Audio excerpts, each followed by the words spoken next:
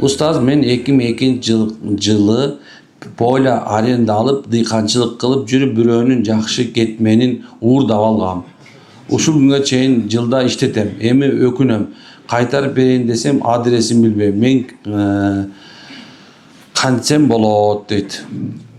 Эми бул сиздин ушу бушайман болуп атканыңыз өзү субханалла, кандай десем, жакшы амалдардан. Эми дуа кылыңыз.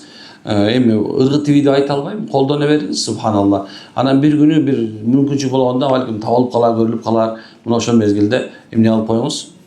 Мындай кечирим сурап алдан өтүп коюңуз. Негизи түрү жандык эки тоо көрүшпөйт, эки адам көрүшөт деп коет го. Кыргыз эле бир уч элебиз да. Эртең эле бир жерден табылып калат иншалла. Анан ошол мезгилде какап калбай, менин кетменимди алгам, жүр кетмени сатып берейин деп сатып берип кой болду. Макулбу? Бул өкүнүч, субханалла, жакшы. Бирөө айтат, мен эмеде Россияда жүрөм дейт да, бирөө.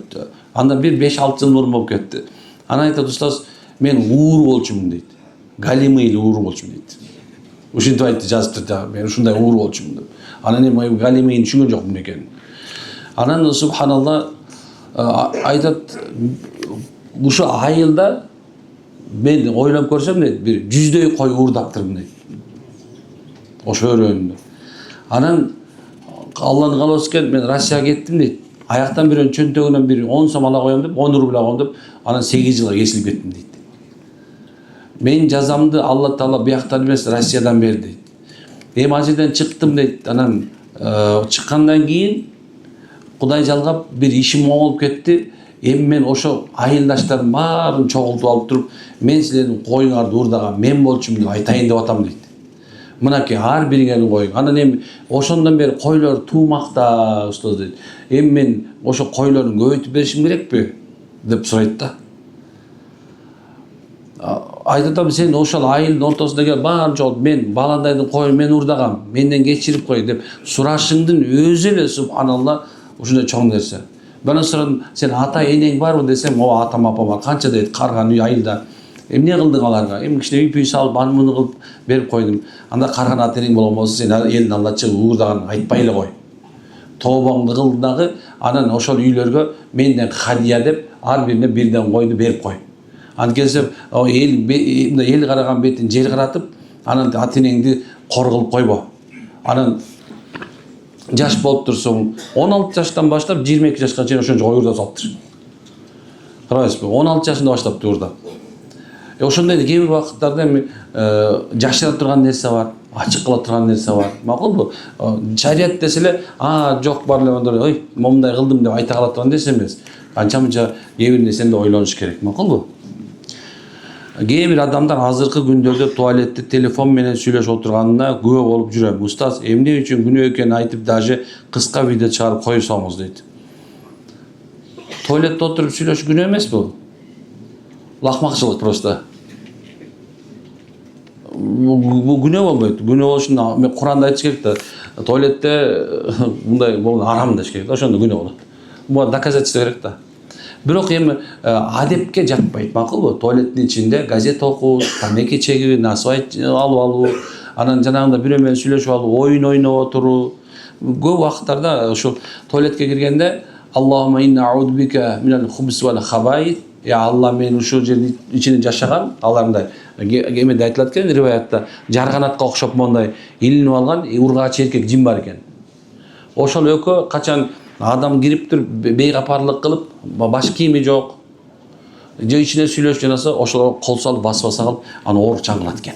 Ошол себептен туалетке киргенде ошо жиндердин аймесине калып калбаш үчүн бул туалеттин ичине киргенде адамдар тездик менен кажатын түшүрөт. Сол бут менен кирип, оң бут менен чыгыш керек.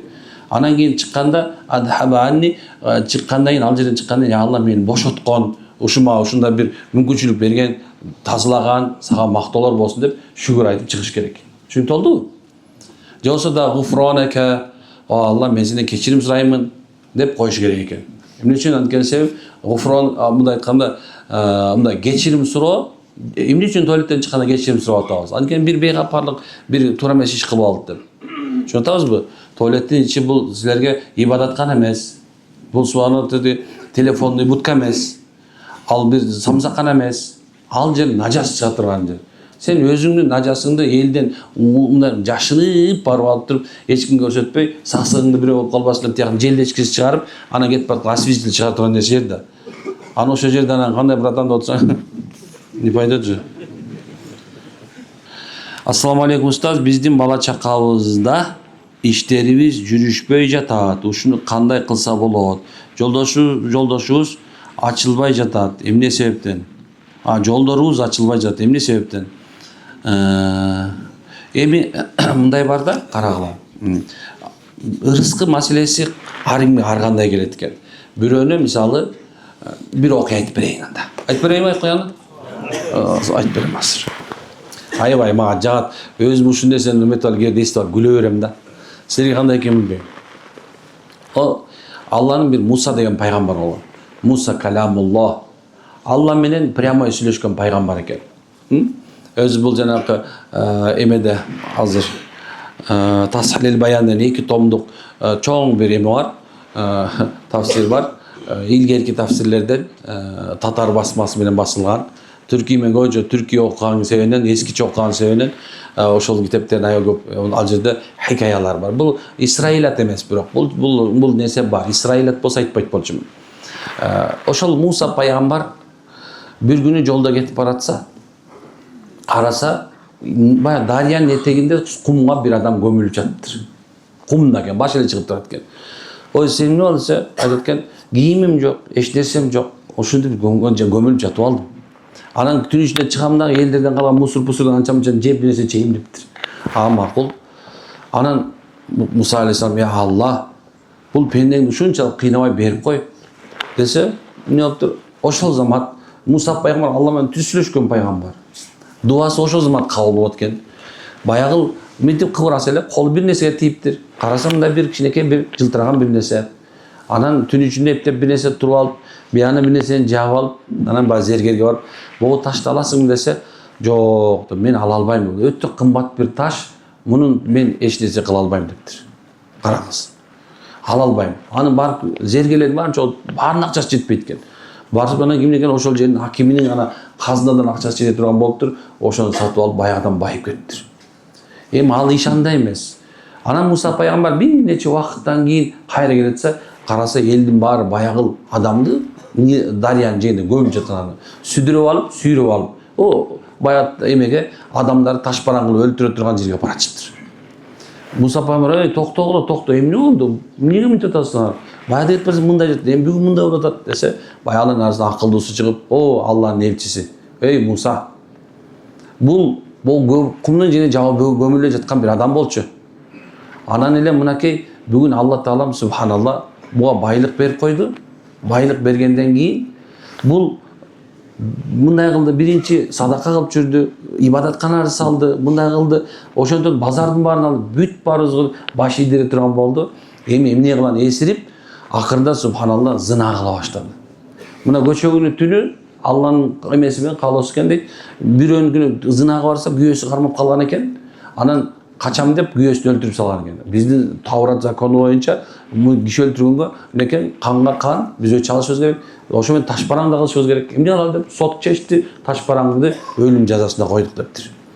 Мына ошондо Алла деп Муса пайгамбар, Алла, бул эмне кылганың десе, Алла Таала кабар берет экен, Муса дейт.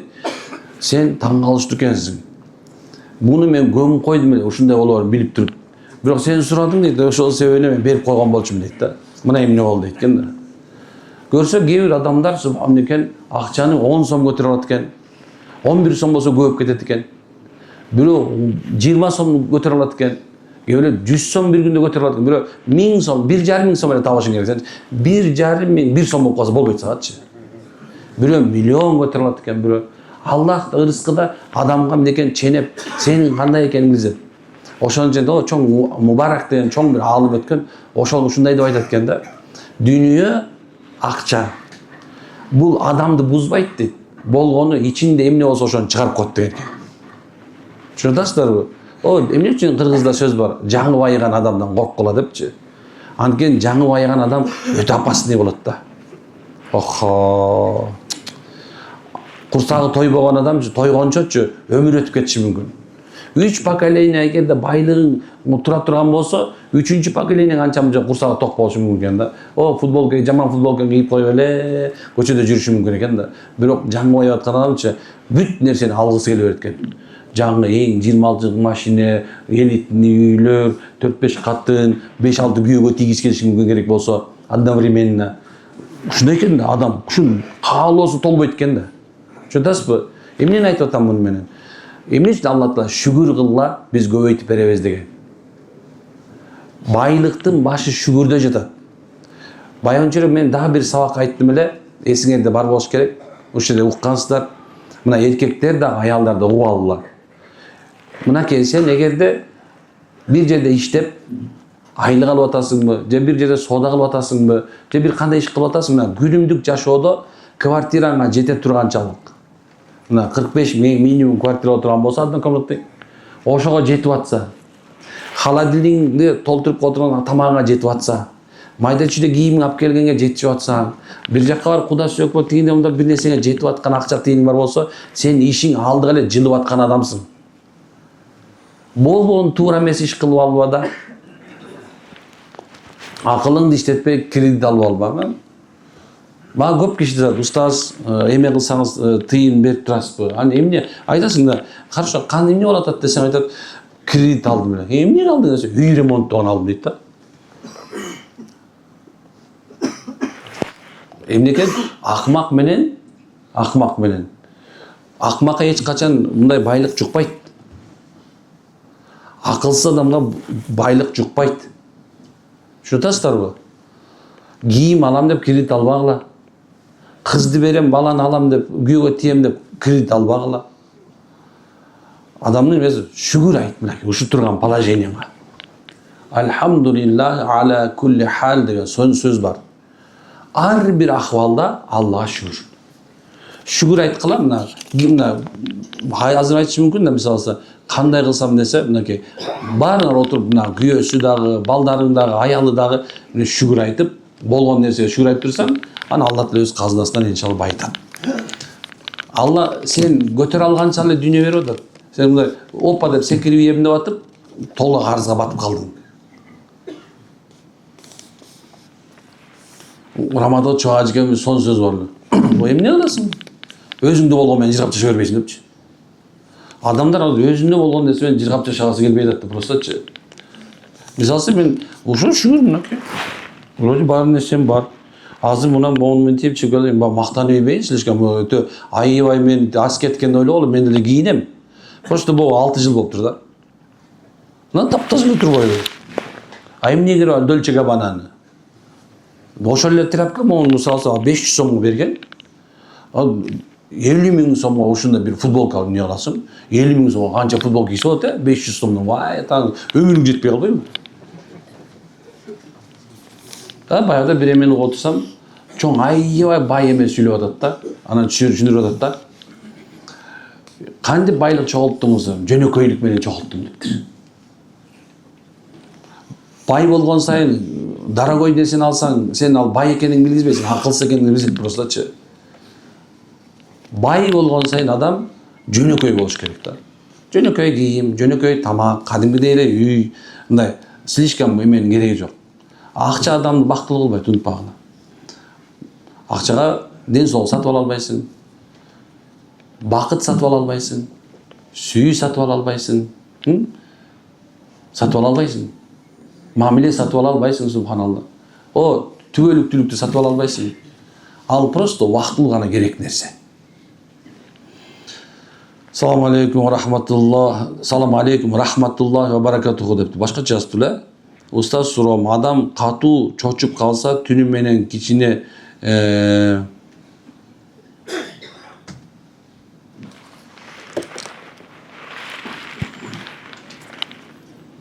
шыбыртан коркуп деги эле жүрөк түшкөн болсо эмне кылса, кайсыл аятты окуса болот? Эме кирсе бар, атайын жүрөк көтөрүү дегенди көрсөткөнбүз. Инстаграмга жазсак чыгат. Так, бир жума мурун үйдөгүлөр менен токмокко ысык ата бар эмеспи, ошол жерге эс алып сууга түшүп келели деп жатканбыз. Бирок тааныштарыбыз аркылуу угуп калдык. Барбай эле койгула, ал жерде жиндер каптап алыптыр дейт. Керек болсо ал жерде бир мечит бар экен, бирок ал мечитте такыр азан айтылбаптыр. Ал айткан киши өзү буттары ооруп барган экен. Ал жерге ошондо ал жерди жиндер каптап алганын көрүп кетип калыптыр. Устаз кандай ойлойсуз? Ошол жерде чындык болушу мүмкүнбү? Рахмат. Эми жиндер субханалла о талаларда, вадилерде деп коет, вадилерде, талаларда, коктуларда, эми алар адамдан 600 эсе көп да деп айтат. Бизден көп алар. Анан билесиң, мындай деген бар, жакшы бир хадис бар. Аз айтып берем. Что мындай ошол более жакындатып айтып берем аз Абдулла. Качан бир чаван дейт, бадави дейт, бир бедуин, бадави чаван, арабтардын чаваны. Бул койлорун, төөлөрүн айдап алып бир коктуга барганда, чөптүү жерге барганда. Анан ал жерге кирип туруп, "Эй, ушул коктуда жашаган жиндер, биз келдик. Бизге тийишпегиле" дегенде дейт. Ошол жерде коктогон жиндер деп көтөрүлүп, "Булар бизден көрсө коркот турбайбы?" деп өзлөрү дырлап качып кеткен адам келгендечи. Эмне болду? Ошо качып кетет экен дагы. Бирок качан бизден деп баягы коркунучун айтканда кайра кайтып келип адамдарга жанагындай бир ар жакка басып, бери басып, малдан ары ыртып, бери ыртып ушуну зыян берет экен.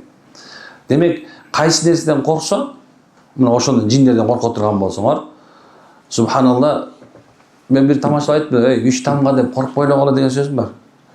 Ошо корксоңор, корккого кош көрүнөт болуп, баягы зыянын кайра бере баштайт. Макулбу? Баардык жерге барып сала бергиле. Барган жерге бисмиллахны айтып койгула. Бисмиллахир-рахманир-рахим деп катуу айтып койгула. Болду. Коркуп анан алаңдап эс албай эле, нормально эсе. Арак ичип эс алсаң кирип кетиши мүмкүн. Ошо. YouTube'da эң популяр аят күрсү Мишар Рашидтин видеосунда кара дуба бар деген чынбы? Комменттер көпчүлүк пагла деп жазып, жөн эле сөз да кантип. Аятлы күрсү менен о кара дуба жиндер мындай несовместимый нерсе, түшүнүп атасыздарбы? Мүмкүн эмес. О иблис, шайтан Абу Хурайрага 3 түн зыян келип туруп, баягы кайтарып турган жеринен келип туруп, Абу Хурайрага ошол уурдап аткан жерден 3 түн бою Абу Хурайра кармап алган желкеден. Анан 3-чү түнү баягы мен сага бир нерсе айтайын. Эгер сен ушуну айтып турган болсоң, шайтан сага жолобойт деп туруп, Аллаху ла илаха илля хуал хайюл кайюм деп көздөн каймып кеткен экен. Анан пайгамбарга келип, "Я Аллах элчиси", пайгамбар өзү сурайт, "Эй, Хурайра" дейт, "Эмне болду бул? Баягы дагы келди" десе, "О Расулулла, дагы келди ого" дейт. "Мен кармалып эми сизге алып келем десем, сүйрөп баштасам, болду. Мен бир нерсе үйрөтөм" деп, анан ушуну айтты десе, жалганчы, бирок мында чындыкты айтып деп айткан экен да. Бакара сүрөсү бар жерде ал экөө мындай жана суу менен майдай да кошулушу мүмкүн эмес. Макулбу? Ар нерсени чыгара бербегиле. Анан дейт деген ишене берсем билесиңерби? Дейт дегендин бар эле калп өзү.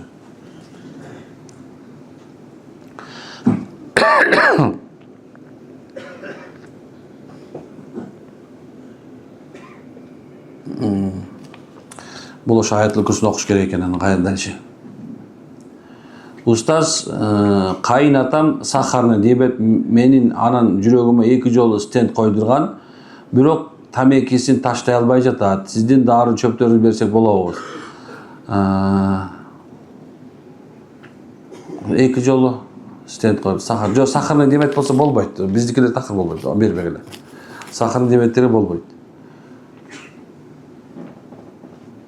Так, мен бир жөнөкөй мугалимдердин үй бүлөсүндө чоңойгом. Орто билим алган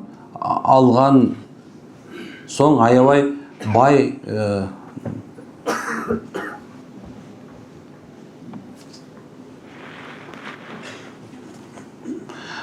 бай жогорку кызматта иштеген үй бүлөгө турмушка келин болуп түштүм. 7 жыл жашап 4 балалы болдум. Ошол 7 жылда 2 жолу комага түштүм. Дуал сүздүрүп урат эле дейт. Себеп тамак убагында бышпай калса, балдарым ооруп калса, себебин жазганым сенде күнөө болушу мүмкүн дебеңиз. Акыркы урганда 3 күн өзүмө келбей комада жаттым. Ата энем ажыратып алды. Эми 4 баламды тартып алды. Үйдөн жок деп үйүң жок деп 4 жыл соттошуп 4 жыл болду. Балдарымды көрсөтпөйт. Негизи 2 күн мени менен жүргөнгө сот чечим чыгарган. Бирок ага баш ийбейт. 4 жылдан бери айын 15 миңден алимент төлөйм. Устаз соранам, дуа кылып койгондарыңды айбас. Бул алимент баянында болгон, Бирок негизи мындай кылыш керек да. Бул субханалла, эми баягы таанышыңар, банкасың деп кээ бир адамдар азыр ушундай да байлыгына таянып нерсе кылышы мүмкүн. Бирок туура эле болчу. Ажырашканда балдарды атасына берип салыш керек. Ошо сиз өзүңүз жашооңузду куруп кете бериңиз. Болду. Макулбу? Сиз ажыратып алганы, талак берген туура эле болуптур. Эми өмүр бою ошо дуа сүзүп жашамак белең. Бул тандоо деген бар да, адам бактылуу болгонго да укуктуу да. Негизи адам өзү бактылуу болгонго укуктуу. Бир нерсеге чыдап, өлгөнгө чейин жашай бер деген нерсе, бул кимде биздин баягы менталитетте ушундай нерсе бар да, эл эмне дейт деп отуруп, субханалла өлүп калса деле баары бир да. Эми айтышыңар мүмкүн, бул эми дагы мына бир нерсе айтып эми эл бузар болуп атат. Жок, эл бузар эмес. Мен эл сактаар болуп атам. Адам сактаар болуп атам. Түшүнүп атасыздарбы? Эгерде ушуну адамдар ушуну сактабаса, анда субханалла эртең күндө баары эле тепкилей берсе, аялды эркекти аял кордой бере турган болсо, бул жашоо эмес, бул эле кичинекей убакыт да. Ким сен чыдап жашап атат ошо менен? Андай нерсе жок. Машаллах. Так. Устаз 15 жылдан балалуу болбой жүрөм, дуа кылып коюңуз дейт. Иншалла дуа кылабыз. Так. Саламатсыз устаз, кызыбыз 20 жашта эми биз менен сүйлөшүп келбейт, үйдөн качып квартирада чыгып кетип жатат. Биринчи жолу келгенде өзүм кечирим сурап алып келдим. Баарын түшүндүм дедиле. Так, бул кызды мага алып келиңиз, анткени себеп бул илешкеге баргыңыз экен, мындай менде толтура. Так, тагам арак ичет, эч токтолбой сизден, жок, мага алып келгиле биринчи. Бу ичкендерди алып келгиле. Так, өзгөчө балдар менен жазылап жатабы? Жок, сиз жазылаган жок. Бул жаза башкача болуш керек. Устаз, мен жолдошумду кармап алгам, чоң уруш болгон, 2 жыл өзгөчө балабыз бар. Бир эже айткан, балаң жакшы эле төрөлгөн, жолдошуң солго барган үчүн балаңа илешме. Жок, мындай дебегиле. Анткени себеп субханалла көпчүлүктөр туура эмес жумай кылышат. Эми күнөөнүн кесепети бардыр. Бирок субханалла мынчалык кылып улам эле бирөөнү эле бир нерсеге эле мындай байлай бербегиле. Макулбу? Мисалы алса, тигинин күнөөсү себебинен мен момундай болду, анан момун сен туура балким ошол кесепети себебинен дагы бирөөнү өлтүрдү, дагы бир нерсе болду, жашоо бузулду, но бирок ажыраштык, бирок бул жагына келгенде бирөөнү байлабагыла. Бирөөнүн күнөөсүн бирөө көтөрбөйт негизиндечи. Бирөөнүн күнөөсү, адам өз күнөөсүн өзү көтөрүп, өзү апарып ошону өзү жооп берет. Балким субханалла бир тилиңен жаңылып алышы мүмкүн, ошол мезгилде балким дагы бир нерсе болушу мүмкүн. Бирок биз шариятыбызда, бизде ханафи деп өзгөчөчү, мындай бирөөнү мисалы кара жол той болот деп, же болбосо ушуну себеп ушундай болду деп айтпайбыз. Эмне үчүн? Анткени анда баары эле бирөөнүн күнөөлөй бербейби? Туурабы? Баары эле сенден болду деп, анда жашоо болбой калат. Күнөөлөгөн болбойт. Каргыш тиеби деп көп сурашат да. Каргыш тиет, эмнеге тийбейт экен? Бирок мындай болот. Каргыш биринчи асманга барат. Каргады да бирөө мына асманга бараттан түз каргалган адамга жанагындай мылтыктын огунда жанына келет. Эгерде каргышка ылайыктуу болсо, ошондой ошого тиет. Эгер каргышка ылайыгы жок болсо, каргыш келип өзүңө тиет. Ал ошондо кыргыздар каргышың какпашыңа деп койгон ошол да. Бул какпашыңа келип тиет деген сөз. Ошон үчүн сүйлөп аткан сөзүң туура болуш керек. Түшүнүп атасызбы? Так, устаз, жолдошум ишин алдыга сүрөшүн эмне кылыш керек дейт. Сиз көп дуа кылыңыз, анан гусулдара тамак бергиле, колуңарды лактарды кетиргиле, бул жерде кирпигиңерди алгыла, көчөгө чыкпагыла аялдар, субханалла, күйөөңөр ишоң болушун кааласаңар. Көчөгө чыкпагыла. Жасанып алып, жалаңач денеңерди көрсөтпөгүлө, чачыңарды чыгарып албагыла. Мына ошондо ишинде эркектин иши оңолот. Сенин дуаң себептүү оңолот, субханалла. Кыргыздардын сөздөрүндө кээ бирлеринде прямой алганда мындай болот. Катын жакшы, ким жакшы? Бул бекер айтылган эмес. Кайсыл жердин, элдин, кайсы үйдүн катыны бузук болгон болсо, каалаганын билип, өзүнүн өтүгүн төлөп, көчөдө дырдаңбай болуп жүрсө, субханалла, анан кийин эмнеси, мынакей, у нас не везет, сен невезучийсиң. Дагы эмне деген бар эле, да, азыр кой тур, анда айтып берем азыр. Анан айтып берейинчи.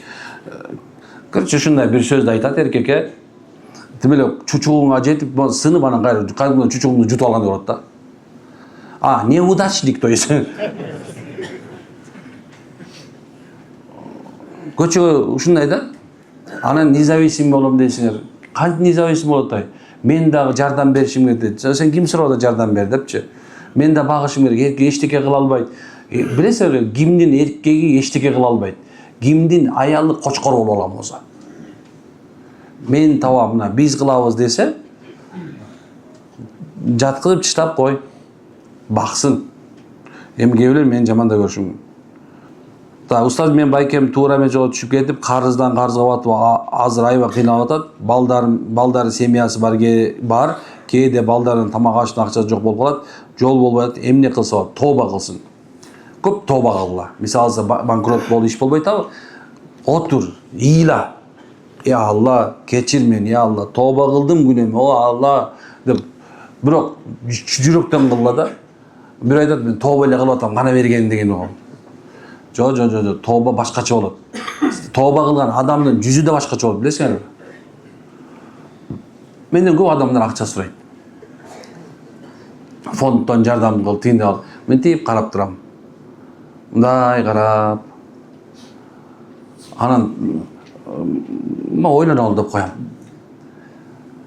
Карасаң, тооба кылган адам башкача болот. Уже калп айтпай калат. Бирөөнү алдагысы келбейт. Оозунан чындык чыгып калат. Шесер, керек болсо ошол ушундай башкача адам болуп калат да. Тообасы кабыл болгон.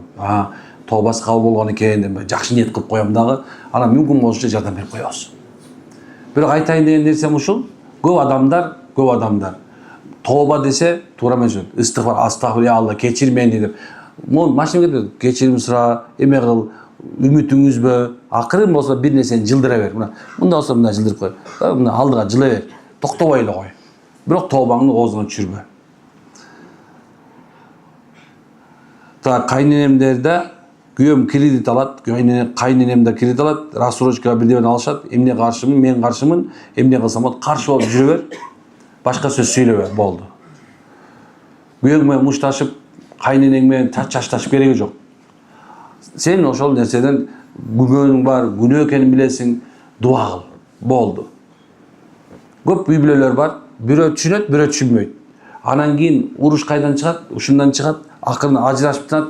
Анан кийин мынакей бирөө айтат, мына диндегилер ушинтип атып, силер бул арам дүйнө, элдин баары кылып аткан сени кылып атып, ушундай кылып салган. Динди түшүнүп турасыңбы? Кылып аткан арам экенин көрдүңбү? Айт. Оюңдан сакыт кыл. Бирок аны менен мушташып, чачташып кетпе. Акырындык менен түшүндүрсөк, иншалла. Бир окуя болду, бир аксакал киши баласы кредит албай эле коелу десе болбой, кредит алып, бир нерсе салып, анан менден сурап калды. Айтып атам, ал иш болбой калышы мүмкүн десем, ал иш болбой эле калды өзүмдү айткандачы. Бирок 5 жыл төлөдү ошол акчасынчы. Кредиттин акчасын төлөдү. Анан кээ бир айтат, мунуку иш жүрүшүп атпайбы, мынакей, мына араңарда деле соода, чоң соода кылып, кредит алып жүргөнүңөр бар. Жок эмес ушул жерде. Барсыңар. Сен машинең кредитте, чоң жашап аткан үй кредитте, ал анык эмес. Ойлобогула сүйүнүп, иш оңолуп аттыр депчи. Ал иш оңолгон жок, ал бирөөнүн акчасын иштетип атат ал. Туура түшүнсөм да, көздүң жанагындай шайтан бууп коет да, тиги, кредит алып тиги үй салып атпайбы? Каршы машинелери чыгып кетип, соода алдыга өсүп кетип. Жок, өскөн жок ал. Машинеси банктыкы. Үйү банктыкы. Керек болсо өзү деле банктыкы да. Ишине бир күн банкрот болуп турган болсо, ошон банк шыпырып алып коет. Ал анык эмес. Түшүнсөңөр, мына жакшы түшүнсөңөр, бул жөөттөрдүн программасы, субханалла. Пайгамбарыбыз Мединага келсе, жөөттөрдүн баардыгы тең. Ошол Мединадагы арабтарга процент берип, ошолорду отургузуп, баштарына минип алыптыр. Анан пайгамбар келгенден арам болду dedi. Мына ошондолар келишип, бул деле жөнөкөй биз соода кылып жок dedi. Аллах бөлүп койду. Процент анан соодалап койду. Алла пайызды арам кылды, соодан адал кылды койду. Болду.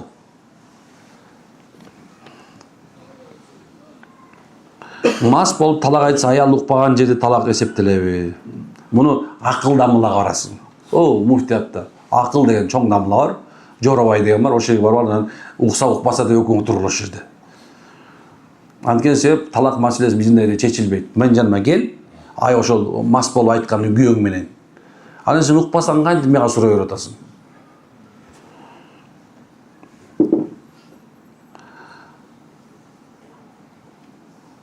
Так, жалган жалажап бүтүн Кыргызстанга жайды. Ошол кишиге кандай мамиле кылышы? Жыргап жүрө бер. О, мен деле күнүгө сыйкырчы дей беришет. Талтыра интернет арасынан сыйкырчы, илими жок, анан жыргай берем, машалла. Менин күнөм момчеке билесиңерби? Берип атам мен баарын. Бирөөнүн күнөөсүн алган жамандай. Бере берем. Албетте бирөөнүн күнөө көтөрбөйт. Бирок айтсаң, мисалы, бир ошол адамда жок болсо, доо койгон болосуң. Кыяматта мен ошолордун баарына доо коем. Алланын алдына мен доо коем. Чөдөштөрбү? Мен доо коем. Сен де доо койсоң болот кыяматта Алланын алдына. Кудайга койдум деген сөз аябай жаман. Унутпагыла, кимди бирөө сени Кудайга койдум десе, ошонун алдына барып туруп кечирим сура. Сени Кудайга койдум дегенден корк. Эртең кыяматта алам деген сөз ал. Чөдөсүзбү? Субханалла айта берсин. Эгер жана бир кичинекей интернетте бир сонун бир энеси кызын үйрөтүп аткан бир видео чыккан көрдүңүзбү? Эгерде дейт сени классташтарың, сенин прическаң жаман экен десе, эмне кыласың десе, ал анын ою дейт. Менин оюм боюнча мен прическам мага жарашып атат. Карасаң кандай сөз. Ушундай жакты мага. Машалла. Сен жөнүндө бир айтып атат, ал ошонун ою. Же сен ошондойсуңбу? Сен ошого макулсуңбу? Мен өзүм красавчик эле сезем. Чын айтам. Мага илим жөнүндө келгендер келгиле дейм, китепти окуп ачышалы. Мисалычы, жин жөнүндө, бол жөнүндө келгендер кел, беркел. Сүйлөшөлү дейм. Бирок мен ал мнениясы боюнча эмесмин да. Көрдүкпү? Бирөөнүн эмеси менен, ой пикири менен жашабагыла. Сен жамандап атабы? Жамандай берсин. Эмне болуптур? Сен жаман болуп кетмек белең. Ал ким? Ал көрө албас адам. Ал ким? Ал сени мындай айтканда, сагымда айтканда, кек сактап жүргөн адам болушу мүмкүн. Сен жашооңду көрө албаган адам сени жамандай. Анан кээ бирлериңер барбы? Мен ушинтип коюптур, ич болуп кеткен. Сен келе соосуң. Ассаламу алейкум устаз, мен атам карындашынан машина алган, 10 жыл мурун сүйлөшкөн баасын алган атам. Бул өткөнүнө 3 жыл болду. Атамдын карындашы акча сурап атат. Мен силерге арзан саткам деп. Атам барда эмнеге сураган жоксуңар десек, анда силерде жок болчу. Азыр бар силерде деп атат. Бербей койсок, атам кыйналбайбы акыреттен? Жок, кыйналбайт. Бербей эле койгула. Беттирмаарларга эмне кыласың? Беттирмаарлык кылыш керек. Кээ бир бар го жана беттирмаарлар. Мындай, кээ бир мындай шарият деселечи, астагфирулла, кечирип коюңуз. Макул, сиздики туура деп эле тура бер деген нерсе жок. Сотко берсең болот, милицияга берсең болот, урушсаң болот, эми сөгүнгөнгө жетпей эле койгула. Бирок какайганга какайгын, ийилгенге ийилгин деген нерсе биздин шариятыбыз бул. О, тишиң сындырса биз агда экинчисин тишине тосуп бербесин, аны сындырабыз бизчи. Бизде де андай нерсе жок. Кээ бир адамдар сен намаз окусаң эле, мына молдо, молдо башың менен деле берет да. Айтам, мен молдо башым эмне кыласың тийишти? Сен өзүң башың карабачы дейм, айтмачы. Билесиңерби эмне үчүн? Сен ажам молдо экенсиң деди. Ну и что? Мен өз укугумду коргонго любой жерде укугум бар. О, Конституцияда жазылган. Шариятта толук жазылган укук коргоо жөнүндө. Пайгамбар айтат, мен укуктарды ордуна коюу үчүн келдим дейт пайгамбарыбыз. Чөдөсүзбү? Кудай менен болгон мамиле, чындык адамгерчилиги ал бөлөк. Бирок бирөөгө эле үстүңө чыгып ламбада бийлеп атса, разве так можно было дегендей. Тура? Кээ бирде ушуну урушкум келип кетет, кечирип коюңуздар, Же туура эмес айтып атамбы? Тепселеп эле бериңер келип атабы? Жок. мына төштү көтөрүп, мына мусулманча жүрсөң бар, мына төштү көтөрүп, мына ишне айта турган нерсе бар айтабыз. Кыла турган нерсе мен мисалы мойнуна ала турган нерсе алам айтам. Ооба мен кылдым дейм. Бирок ошол нерсе тормоз айтам, кой, аяктан кой. Бар ырыңды тетек бар, менин коромон ары жак бар да. Биз укукту динде жашайбыз. Так, кыстан менин балам дос баласы менен процент акча алып иштетчү, эми төлөй албай баламы оодарып койду. Ошондо акчаны туулганы көргөн эмеспиз. Кандай кылсак болот? Кыйналып кеттик.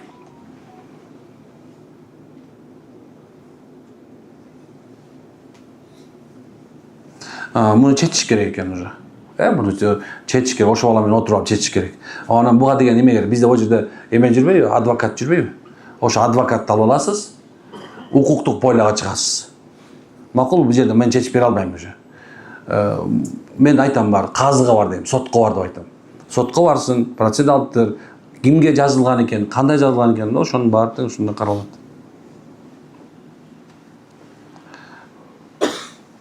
Так.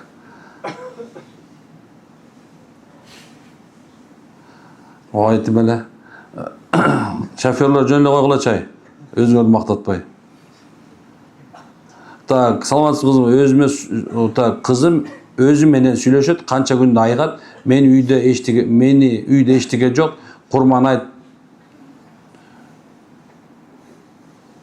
тоок союп канчыгарса болобу? Жок. Курманчылык байларга важип. Кой соючу, кой, уй, төө бул байлар соет. Кимдин 1 жыл бою кемибестен 85 грамм алтын акчасы, 140-150 миң сом акчасы дайыма турса, кемибей. Же кемисе да кайра толуп турса, ошол адам бай болот дагы, ошол курманчылык соет. Эгер андай болбосо болбойт. Эми же болсо дагы бир эмеси бар. Эгерде 1 жыл бою жок деле бир койлук акча тапканча мүмкүнчүлүк болсо, ошол адам соет. Эгер мүмкүнчүлүк жок болсо, ал эч ким сойбойт. Канча китеп окуган сайын ошончолук кругозор мол көтөрүп барат да. Мен китепти эмне үчүн окуп калдым дейсиз, азыр дагы көбүрөөк окуткам. Ушу силердин сурооңор менен окутуп атат да. Мен шүгүр айтам Аллага, ушу силер мага келип ушуну суроо берип турганыңарчы. Анткени казып атам, мындай болсочу, мен туура эмес сүйлөп алсам эмне болот? Жок, субханалла. Ар жагын билген сайын демократия сезе баштадым өзүмдүчү. Чын. Шарият ушунчалык ой, машалла, бүт бар ордуна коюлган. Только бактылуу болуштун жолу, только бактылуу болуш. Бул дүйнөдө бактылуу жашап кетиштин жолу дин. Намаз менен мындай чектелип калгандар, намаз окуйт, сакал коет, көйнөк кийет, талаш эле ошол. 5 мал намаз, сакал анан көйнөк. Дин ал терең нерсе экенин унутпашыбыз керек да. Түшүндүк, Ой, субханалла, жүрүксүз го. Машалла. Анда Аллахым күнөөбүз кечирсин. Кыяматта Алла тааланын жүзлөрү жарык кылсын. Амин. Алла бүгүн айтылган ваазыбызды амалыбызга тоофик мүмкүнчүлүк берген. Кудайым сен колдочу, коргочусуң. Күнөөдү кечиргин. Амин.